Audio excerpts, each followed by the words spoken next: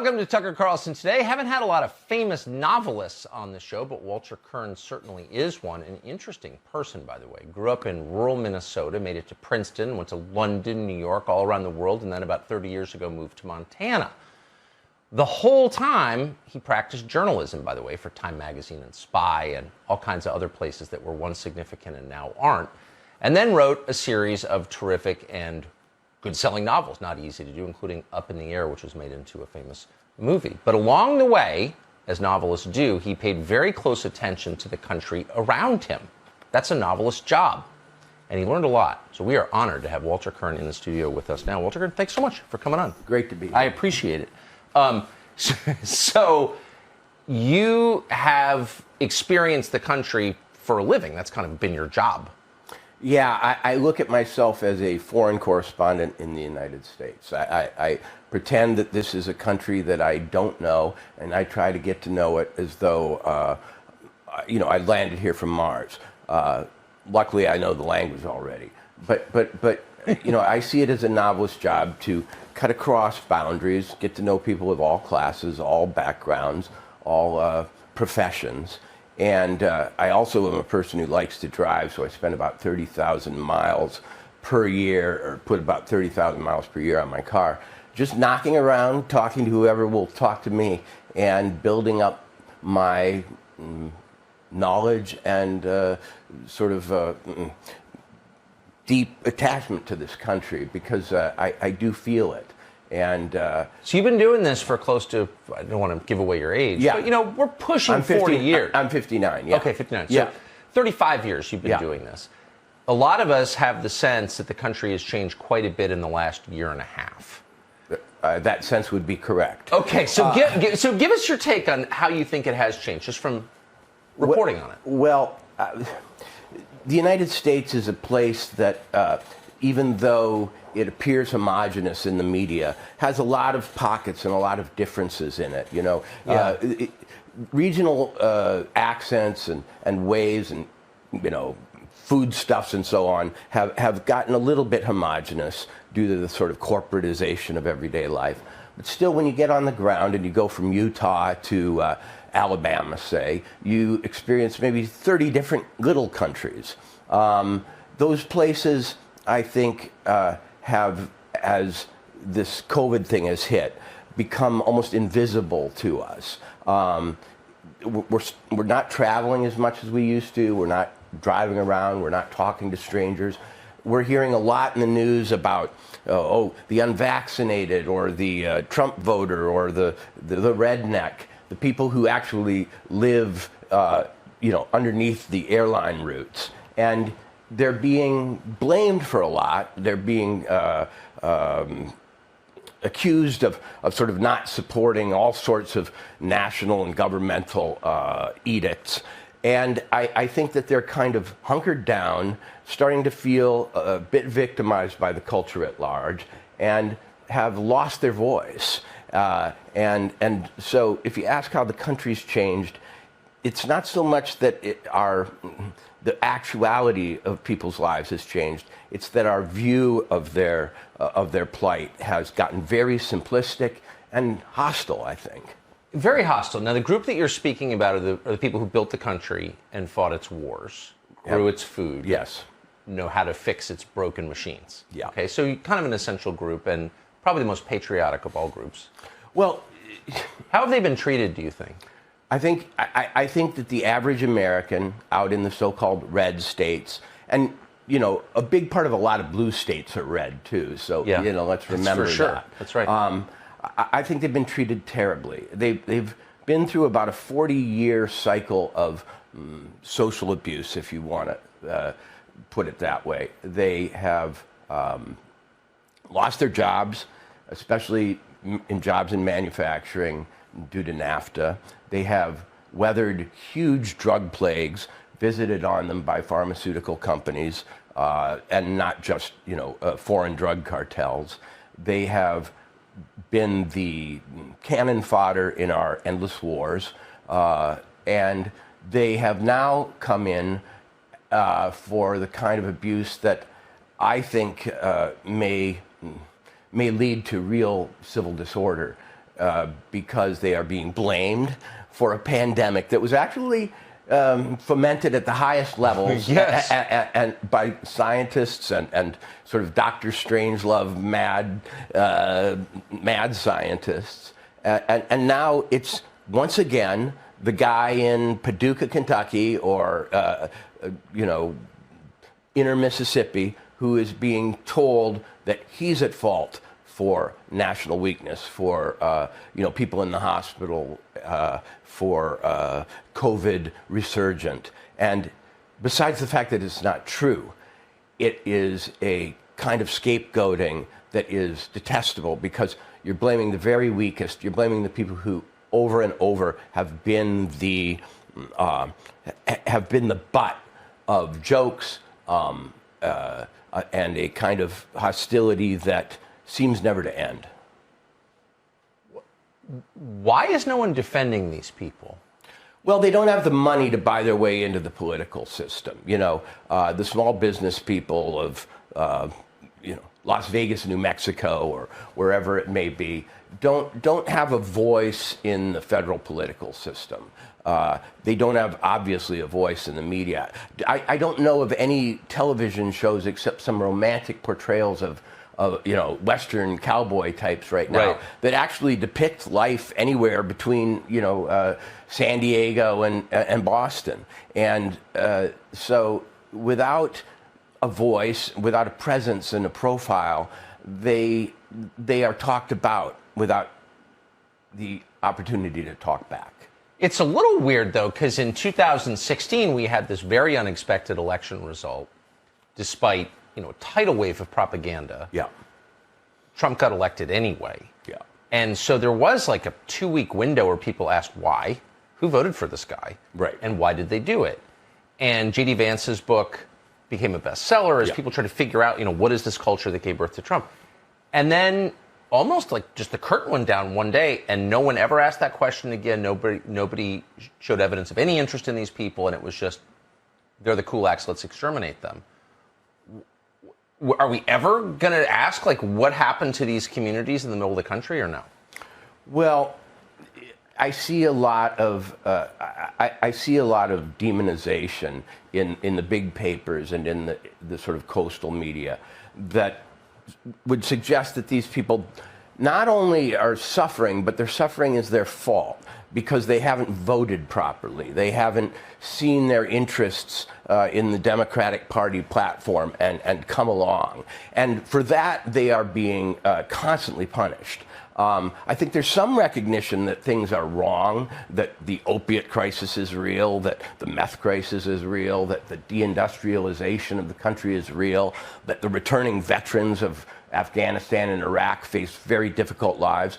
But because they have not voted properly, it's considered to be nobody's problem in the establishment. Now, every 4 years, and with a presidential election, especially during the primary season, we get this kind of safari-like reporting by journalists who go out into the primary states and tell us what it's like in the middle of Iowa or, the middle of South Carolina or whatever. And that seems to be the sum total of our journalism about these places. They go into diners and they interview a few people and act as though they've suddenly, like Walt Whitman, discovered the American grassroots, but they're then abandoned and sort of spoken over for the rest of the time.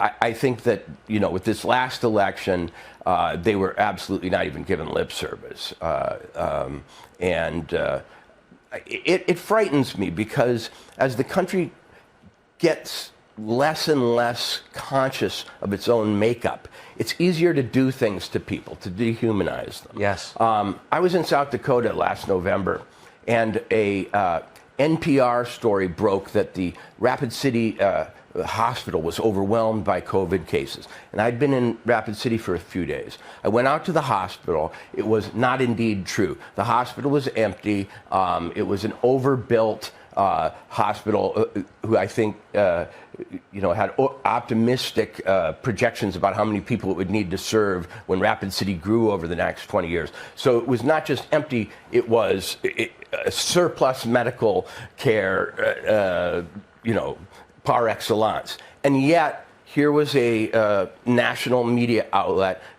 telling people that it was overrun. I tweeted that it was not, in fact, overrun, and got a lot of flack on Twitter, as though my upfront personal experience was superseded by NPR reporting.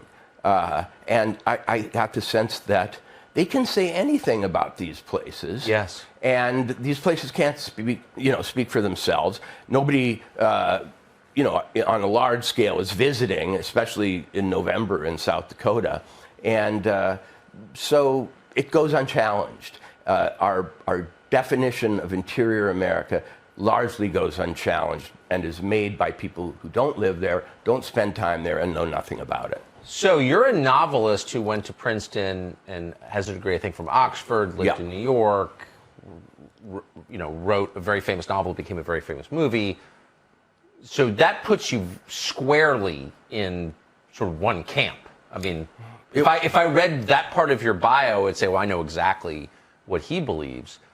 But you're describing like a deep interest in people who are ignored. How has the change in America over the past decade affected you personally, in your views? Well, I live in Montana. I live in a town of 7,000 in Montana, which was formerly an industrial railroad town and is now, I suppose, what you describe as a tourist town. But I've seen people there grow more and more frustrated about their inability to make a difference on the national scale. And after Trump was elected, there was a surge of kind of optimism. And let me put it this way. In America, we have one vote per person. It can't be diluted. It can't be inflated. It's not like currency. And a lot of Americans have only that. It is what sets them on a par with a Wall Streeter. Yes. If you work in a hardware store in Livingston, Montana, you have the same vote that a partner at Goldman Sachs does. Technically, that's true. And I think that with the 2016 election, people felt that in a positive way. I think that since then, there is a feeling that my vote, my say in this entire game, my stack of chips has shrunk and theirs has grown. And that vote that supposedly equalizes us is no longer a factor. So I would call it a form of demoralization, and especially since COVID, because the fact is that COVID, though it may have struck in a very intense way in our urban centers, New York City and so on, had a different profile across the country. And as I drove from state to state, which I continued to do, Idaho, Montana, Utah, Wyoming, I saw places that had entirely different responses to it based on their local situation. And I also saw them being portrayed in the media as not caring, as being somehow pro-death, and so on. And I thought, this has gotten to a level of demonization that is not just unsustainable, but dangerous. Yes. They're going to be able to start justifying doing things to people in these places that, to the applause of urbanites, that are really dastardly. One of the great tragedies is that a lot of those urbanites are flooding into the rural areas, running away from the disaster. Well, one of the great tragedies and ironies, because here, you live in Montana or South Dakota or wherever it might be, and you're being portrayed as irresponsible, careless about health and so on. But at the same time, those urbanites have been voting with their feet all summer. this summer in Montana was almost like a refugee crisis. People coming from states that were less free to experience the outdoors. Well, and also that are more diverse. I mean, Montana, let's just be totally blunt about it, is a very white state. And so the people who have got BLM stickers if you don't on, count Native Americans, yeah. that's exactly right. Yeah. But who are kind of cloistered away because they have their own reservation or tribal land. Right. But but the people who are lecturing you about BLM are running from Brooklyn and Chappaqua to the mountains to get away from the diversity that they claim they love. I mean, I don't think I've ever seen anything that hypocritical in my life. Well, Montana has become a kind of official outpost for the urban refugee, not just on vacation, but they're moving there in record numbers. Bozeman, Montana is one of the fastest growing cities in the United States. Are the people who, I mean, you've been there most of your life. Yeah. What do people who live there think of this? Because some of these are, these are some of the worst people in the world, in my opinion. Yeah. Well, Montana, though it might be portrayed as a red state, is in fact a kind of purple state that has a very strong Democratic Union history and so on. Because of the mining. Yeah, and had a Democratic governor until this last election, and has a Democratic senator, Tester, and so on. So to portray it as some kind of right-wing haven is completely inaccurate. But as people come there seeking freedom of movement, the ability to go into a restaurant, the ability to hike up a mountain unmolested, and so on. They are, I think, showing Montana just how bad it's gotten in the rest of the country, and I think there's a kind of anxiety in the state that its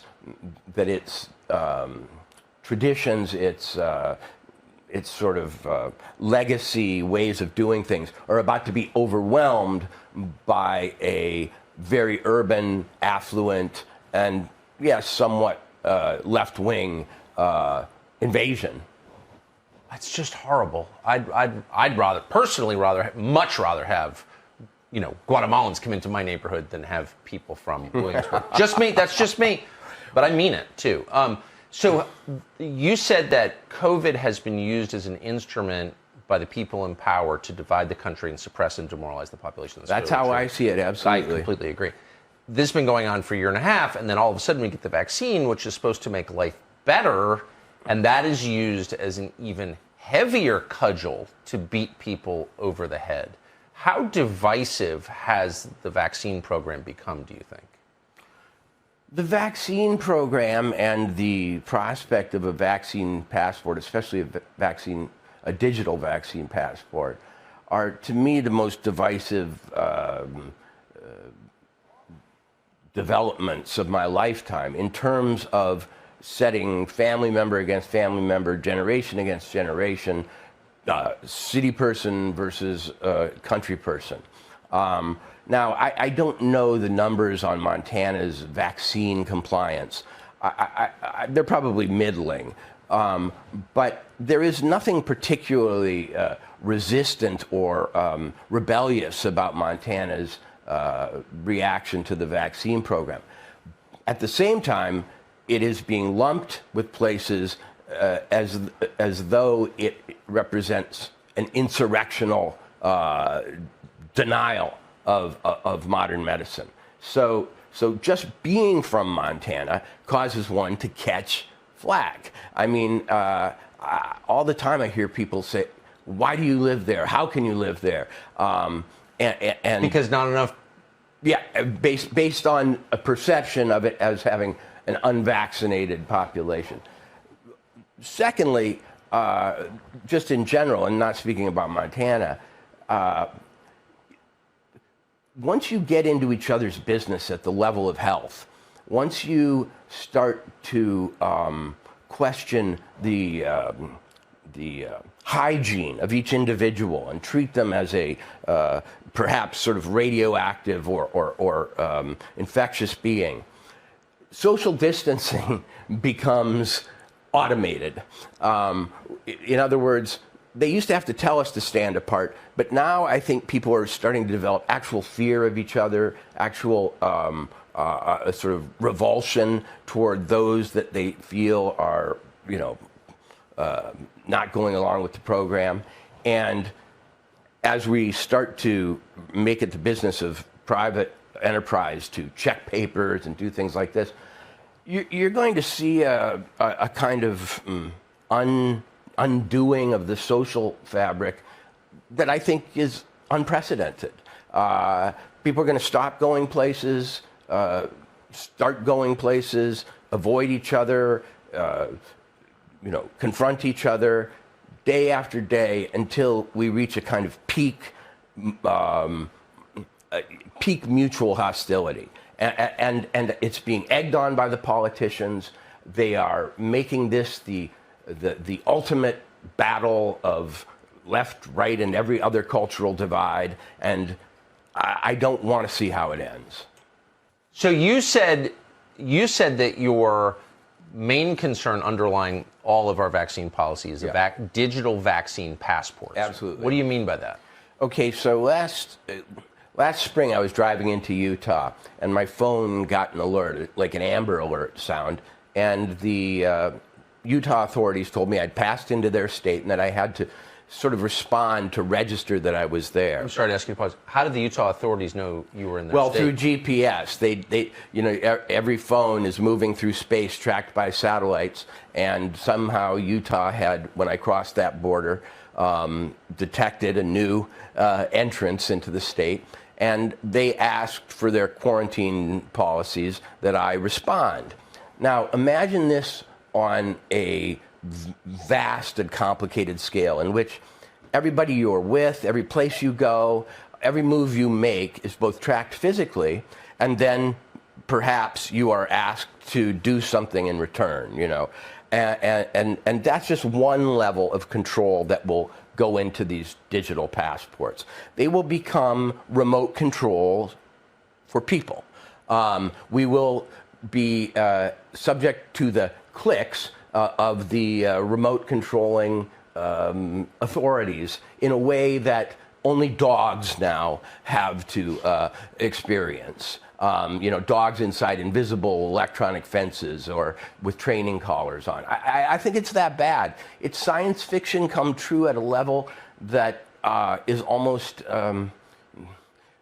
unbelievable for anybody like me who spent his life reading dystopian novels, reading the literature of, incipient totalitarianism. Yes.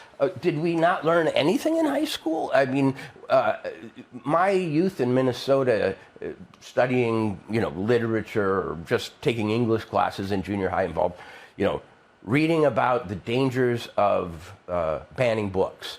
Well, we have cancellation now. In Fahrenheit 451, reading about the dangers of changing historical record to reflect the needs of the party in power. We had that in 1984. That's going on right now, too. And finally, this book, Brave New World, about the sort of drugging and narcotic saturation of the human mind. Soma, exactly. Such that they have no interest in rebelling, no interest in challenging their leaders. They just sort of sleepwalk through this kind of slightly sexualized, drowsy life of self-indulgence. Well, we've got Xanax and many other things. Every single warning that was sounded to me as a young kid interested in literature, The Crucible by Arthur Miller, The Danger of Witch Hunts. Now that's what I see the vaccine issue doing. We're pointing fingers as though we are in Salem in the 1600s. Witch, non-vaccinated, spreading contagion. Did we learn nothing? Or were all those books an entertainment to somehow numb us to the fact that it was all going to happen, and having somehow read about it, we didn't have to do anything about it? Why are so few artists saying what you're saying now? Tucker, nothing baffles me more than the silence of the American, quote, intellectual and artist over what are clearly trends toward autocratic, centralized, and detailed control of the individual and the free mind and conscience. I can only guess that the careerism in the arts, the need to please universities,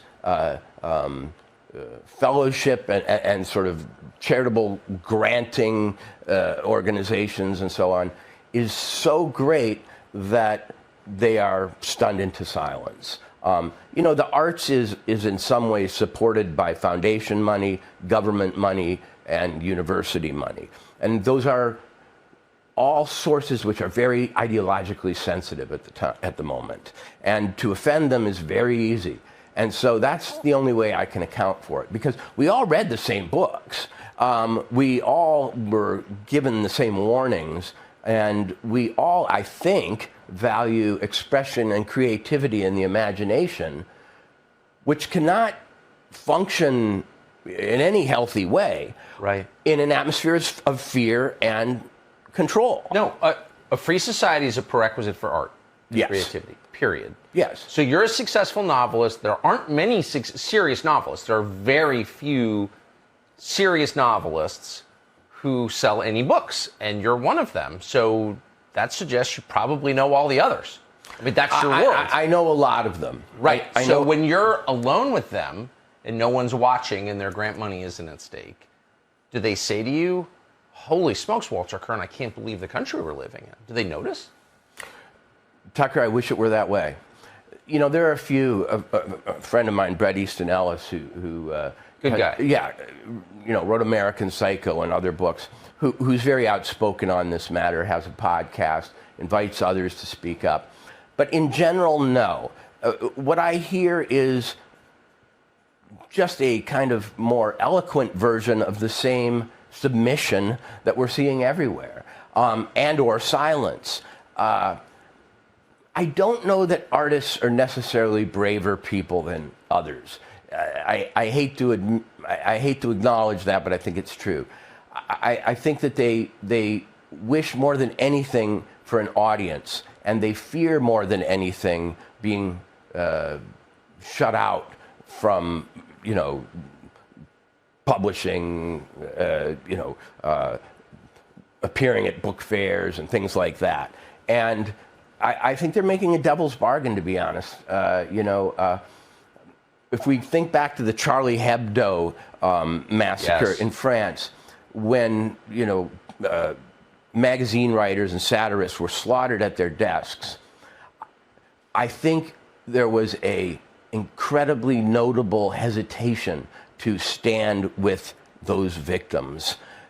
And at that moment, I started to realize, wait, you might end up sort of in a lonely place, Walter, if you are standing for free expression as such. Because even in this horrendous case of violence against artists, you're not seeing people stand up for the right to express outrageous thoughts. And unless the outrageous artist is defended. And the left used to know this. I remember when Robert Mapplethorpe, put up, very obscene photographs in a Cincinnati art museum. The entire left rallied to his cause when, local right-wingers, as it were, tried to shut down the exhibition. Where are those people now? What happened to that? What happened to this defense of the nutty, the edgy, the outrageous, the offensive? Are we only now, as artists, going to be sort of regime decorators who more eloquently and maybe wittily express the thoughts and opinions of those who rule us? Or are we truly going to be pains in the ass?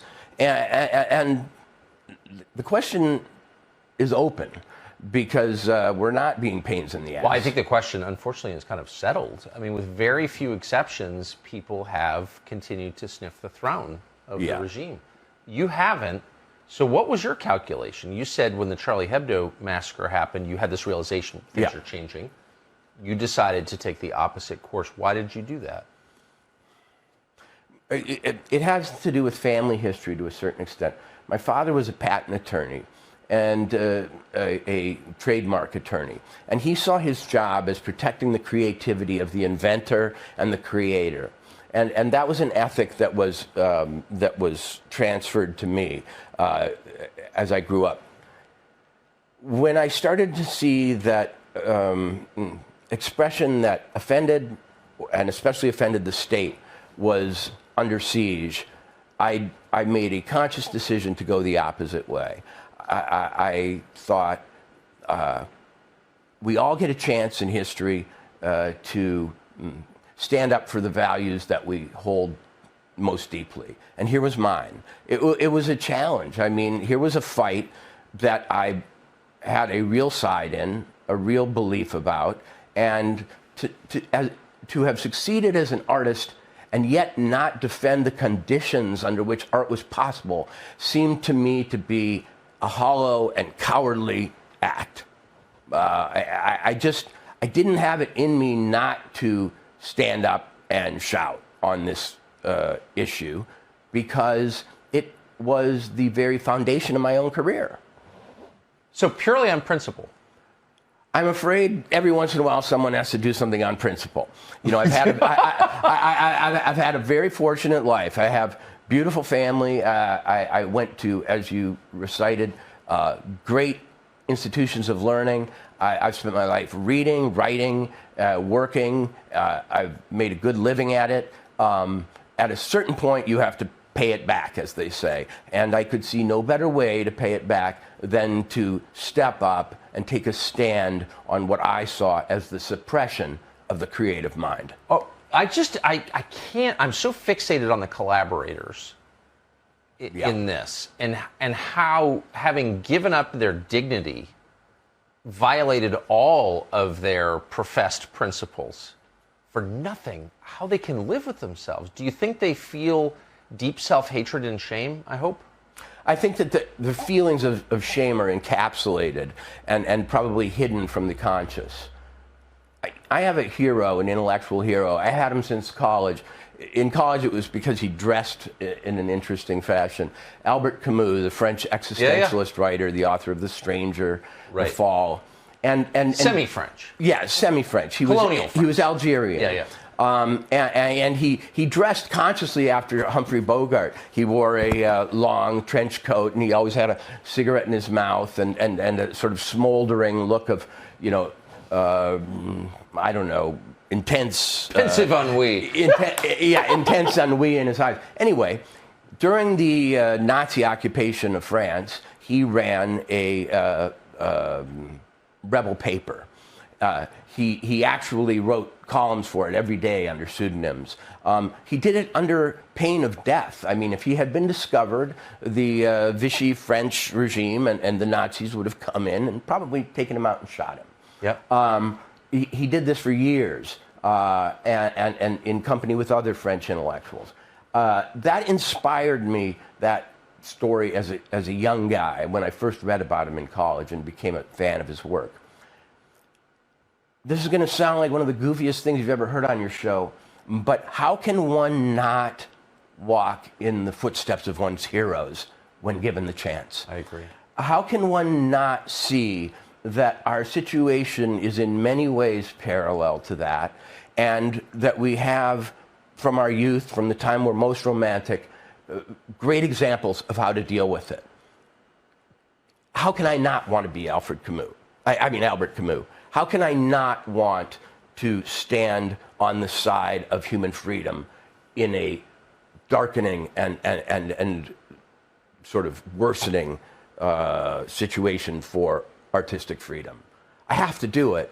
And frankly, it's a lot more fun than sitting back trying to figure out how I can survive the next purge, the next round of Twitter cancellations, the next, how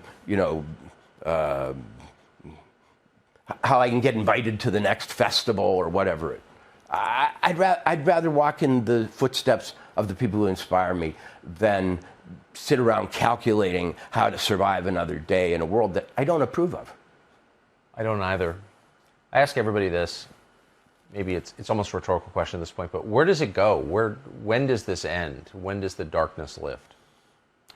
You know, back to Camus, they had no idea when they were writing Combat, their dissident magazine, and Václav Havel, say, another hero of mine in Czechoslovakia, another writer who became prime minister, or president, they had no idea when it would end.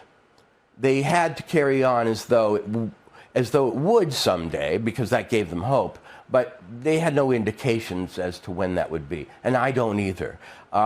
If I thought that there was a finish line for our effort to tell power that it will not take our minds, it will not take our free wills, it will not take our creativity, if I thought that there was a date at which we would be successful, it wouldn't be a very sincere effort, would it? It would just be it would just be a tactic to get to that point. I wish I could tell you. I wish it were soon. I wish it were not a matter of years, but a matter of months. But I fear it will be a matter of years, because the powers that are arrayed on the side of technocratic control and imaginative constricting are incredibly well funded, and as yet seem to be somewhat popular with the masses. And until people start to feel that icy grip and start to see it really, I think, as an obstacle to their own self-expression and growth as human beings, it's going to be with us, this monster. Yeah.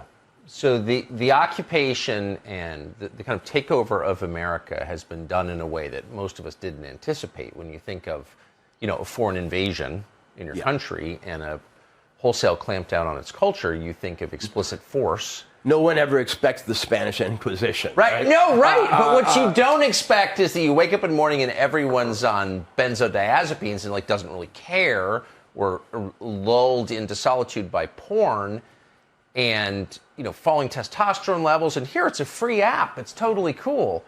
It happened in a much more subtle way, because the model for everything in our politics is the 1940s, where things were done by force. This was far more insidious. Americans like to think of themselves as coming out of a revolution, as little Thomas Paines, who stood up to the King of England. But our best novelists, and I think our finest novelist of American social reality, Sinclair Lewis, tell us something very different.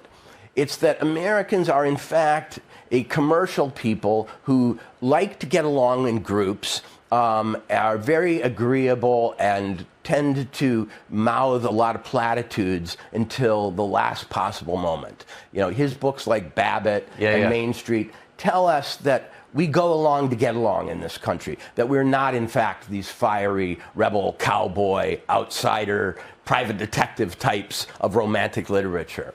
And sadly, I think Sinclair Lewis has been proved correct. People's desire to make that next dollar, and I don't blame anyone for wanting to make a living in this country. But that's being used against us, and that need to get along, and that desire to be nice. When Americans go abroad, they are often seen as somewhat innocent, naive types. And I think we are a kind of innocent, good-tempered country.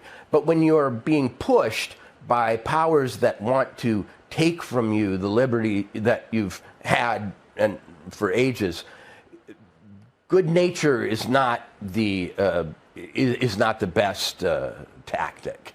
And our good nature has been tested for a long time, and we seem to keep coming up with more of it. We seem to keep coming up with more excuses, more smiles in the face of a real challenge. And so I wonder if our fighting spirit is either just very much more submerged or doesn't exist in the way we hoped it did. Yeah. So your view of the country has clearly changed as someone who's covered it. My view of I am shocked. Even I, who tend toward the cynical, am shocked by the good-natured, submissive way in which America has rationalized away its freedom. Yeah. How are you treated now that you're effectively a dissident novelist? Poorly by many. Yeah, I've lost friends. I've lost a lot of friends. So, Really? Oh yeah. On what grounds? Damn you for thinking for yourself? I mean, like, what? Yes, I have friends that I've had since college who see especially my suspicion of the state surveillance and control technologies. They see that as somehow, I don't know, psychotic or, just crazy. And with every friend I've lost, I've gained a new one who I like better, that's for sure. But I've been there. Yeah, I know the feeling. Exactly. Wait, so they're mad that you don't want to live in a world where your every move is surveilled and controlled by the tech companies and or the federal government. They hate the fact that you don't like that? They seem to feel that they all have good intentions. And I don't know that they've ever read any history whatsoever, let alone Roman history, or, the sort of tragic history of even the 20th century. Because all of these technologies and techniques of control and surveillance always come on with a great excuse. And to believe in the good intentions of the highest and most wealthy and powerful Americans is to live in a dream world. And I don't want to be in that dream world with them. And they don't particularly want to foul of that power. So they separate themselves from me. There are a lot of technologies now that can tell who's friends with who. If you're on Twitter and somebody likes you, that's visible to the world. And so a lot of people see associations with more perilous characters such as myself as a risk to themselves. And then they pull away. And I've seen a lot of that. That's one of the most bewildering developments. I can't even get the idea that talking to people means that you agree with everything they say. I mean, you've been a journalist for decades, longer than I have. And your job for decades has been to talk to people and to hear them out, regardless of whether you agree with them or not. So, like, the idea that you have dinner with someone and it somehow implicates you in everything that person believes is, like, so insane. I can't even... I mean, I've had dinner with war criminals many times. I have friends who've gone to jail.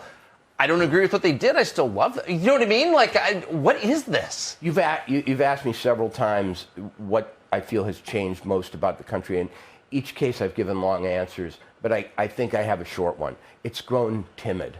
America has grown timid, fearful, and wary of exercising its own freedom. And that freedom to associate with people is one of the first victims. I would rather, as a reporter, as a novelist, and just as a human being, talk to people with crazy views or colorful backgrounds than I would people who are just like me. If I'm just going to talk to people like me, I don't need to go outside. If I'm going to write novels that are just about people like me, I don't need to do any research whatsoever.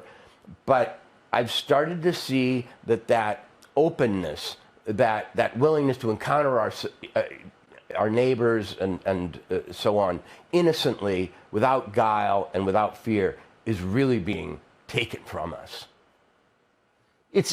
I couldn't agree with you more. I will say that we had a very long dinner last night till 1:30 in the morning. It was one of the best dinners I've had in a long time. But we wound up talking about God at dinner. And that is one big change in the last year. I've had more dinners with, smart, aware people that wind up discussing God. How do you believe in God? How does that inform your own life? I don't think I'm imagining this. Are you seeing a greater awareness of the spiritual? Yes, absolutely. Because the bright side, if one is going to be optimistic about the kind of crackdown that we're seeing, is that it's forcing thoughtful people to identify what they really deeply believe in. What is it that I want to preserve no matter what they do to me? Yes. What is it that I want to hold fast to no matter what they take from me? And that has inspired a great meditation that's going on under the surface of American life right now.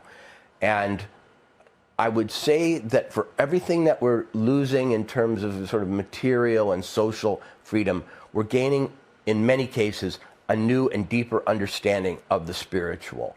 And we ended up talking about God because ultimately it is the safety deposit box in which we hold our deepest values.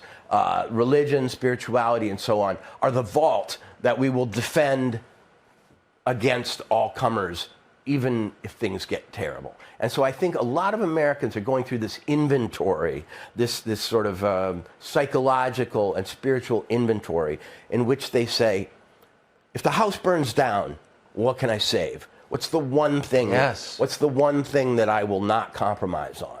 And they're reaching an accommodation with their spiritual centers as a result. And that's a great thing. That is, in fact, the basis for hope in the future. And the basis of bravery, too. Yes. I mean, one thing I've noticed is that even people like you are from the most secular world possible. But every time I scratch the surface, this is my obsession, why are certain people willing to take risk to tell the truth, to defend their own beliefs, just to act on freedom of conscience like we're guaranteed? When I push people like that, like you, it almost always goes back to, well, ultimately, I believe in something bigger than this. Yes. That gives you heart. Yes.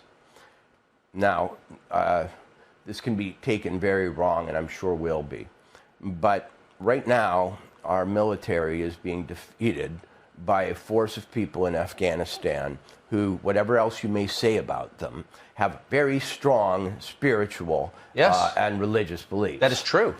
Now, whether you agree with them and the consequences of their beliefs or not, you have to admit that the patience and intensity of their spiritual lives have made them a match for the greatest fighting force in the world on paper.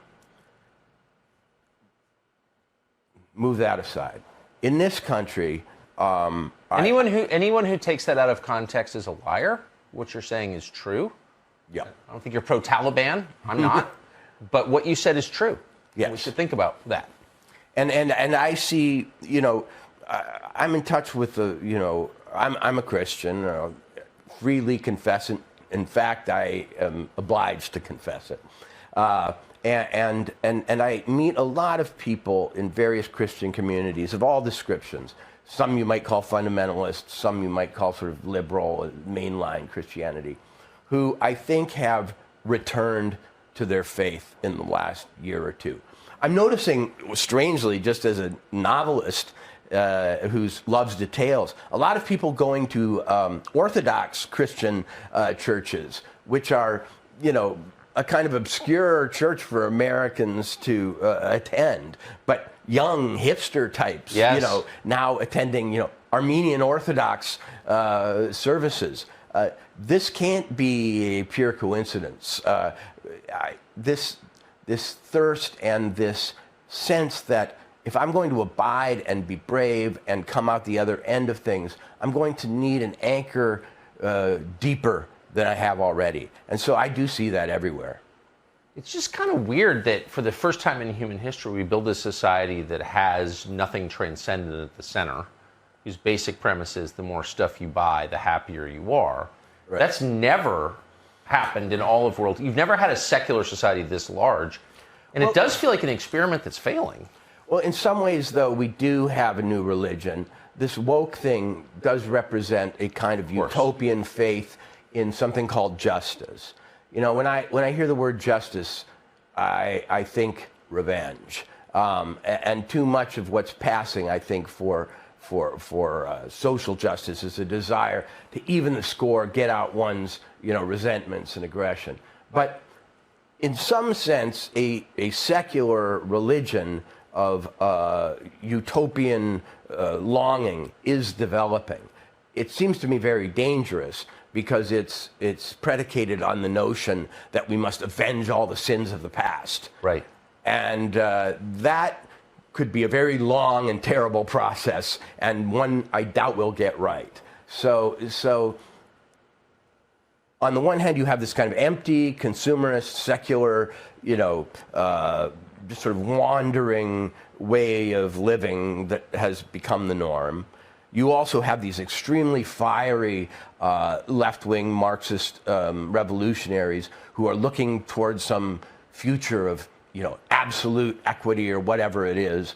And then you have all sorts of people, Christians, Buddhists, Muslims, etc., who I think are consolidating their spiritual beliefs. I didn't take a poll. I can't tell you what the numbers are, but I proceed as a novelist from talking to people and noticing patterns, and I am seeing that whatever people's beliefs are, they seem to be strengthening them, and those with none seem more lost than usual. Yeah, which is saying a lot. So I just got to end by asking you, since you're a novelist working against this backdrop where they're just, I'm not a novelist, wish I was, but I see, almost an infinite number of potential novels to write based on what we're going through now. What are you going to write next? Well, I'm working on years ago, I met a guy in a hot springs in Idaho. He had just graduated from high school. He was just a working class kid from a little town in Idaho. And we got to talking. And I said, well, so what are you doing? What's going on in your life? And he said, well, I'm about to set out tomorrow to go to the oil fields of North Dakota. And then I'm going to go up to Alaska and fish, because my uncle told me that we have 5 years before people like me are replaced by robots, before people like me will have no ability to make money, save, live the American dream. So I'm setting out tomorrow. And I thought, well, I just met Huckleberry Finn, and his adventure is to be the last, boy hero of America before automation sets in and his freedom and other privileges are taken from him. So I'm writing a novel about that kid. Do you know what happened to him? He prevails. No, but in real life. In real life, do I know what happened to him? In fact, I don't. I was able to keep in touch with him through social media, and then I wasn't able. And he lived in a very difficult situation, very difficult small-town situation with family that were troubled. And, I hope that he got out of town and was able to execute on his plan to put a little money away before the robots took over. And sometimes I wonder if, in fact, with COVID, we are seeing a kind of accelerated move toward automation, because the more people are told that one another are infectious and so on, the greater an opening to be replaced by machines. The robots are taking over, aren't they? Well, they are in some sense. The AI, the robots, the scanners, the phone apps, they've all in some ways replaced human activity. And that seems to be a one-way trend. And being afraid of our very biological selves is only going to accelerate that trend. Are you more afraid? How has it affected you as a person? They're telling you you're dirty. Yeah. You're infectious, don't touch other people are scary, the physical is dangerous. This will make me unpopular with some of your viewers, but since the beginning of COVID, I have taken minimal precautions personally. I wear a mask in those places that require it, and so on, but I've refused to have my life and my habits transformed by this pandemic. That's my choice. Some may see that as selfish, that somehow I put others at risk by refusing to be cowed. But I don't see it that way. I feel, especially as a novelist, as a reporter, and so on, obliged to keep my eye on the world during this time. I don't feel like going inside, holding up, and ordering in. That would be the exact wrong response for a writer and a student of human nature. Has it paid off? Well, I think it has. I'm a lot happier than a lot of the people who've been, cooped up in their apartment, on ordering from Postmates. My immune system feels strong, and I feel that I have been witness to a period in history that, for whatever else you think of it, is darn interesting. And I have not, as I say, limited my movements. And I probably have the material for 10 novels as a result. It feels like, listening to you, I keep thinking, this man does not seem particularly terrified of dying. No, I'm not. My father died in the midst of COVID, at the peak of it, in May 2020. He had ALS. He had a very fast-moving form of ALS, Lou Gehrig's disease, that took him in 6 months. I was able, despite a lot of COVID rules, to bring him from his home in Arizona to his cabin in Montana and be with him and at his side as he died. He wanted to look out on nature. He broke a lot of quarantine rules and so on to be able to do it as he passed away. And sitting at his side and in the midst of this huge society-wide panic and sort of shepherding him over to the other side gave me perspective that I hope a lot of people don't ever have to have in some ways. But it also deepened my sense that there's more going on here, that the soul continues, that our petty and everyday concerns are of no real consequence in the great scheme of things. And it was the second parent whose bedside I've sat at as they moved on. And it was hard to get it up for the daily panic after that. Yeah. So it made you, watching your beloved die, made you less afraid of death? Yes, it did. My father was a football player, a son of a gun, a trial lawyer, a advocate for people who filed patents and had ideas. He fought in court for them, and he wanted nothing more from me than that I do that in my realm. He used to say to me when he was healthy, sometimes I'd go on a TV show or a book would be published, and he'd say, "Walter, go get him," And it's great to have that inspiration from a parent. And I think when parents die, we try to take the thing that they wanted for us most and execute on it and bring it to the fore in our personality and in our lives. And the guy was a fighter for creativity, the imagination, and the little guy. He was a big guy and who had the ability to stand up for the little guy when sometimes the little guy couldn't. And those are the traits that I most want to act out myself in his honor. Well, you are. And it's a tribute to him. Walter Kirn, thank you. Thank you.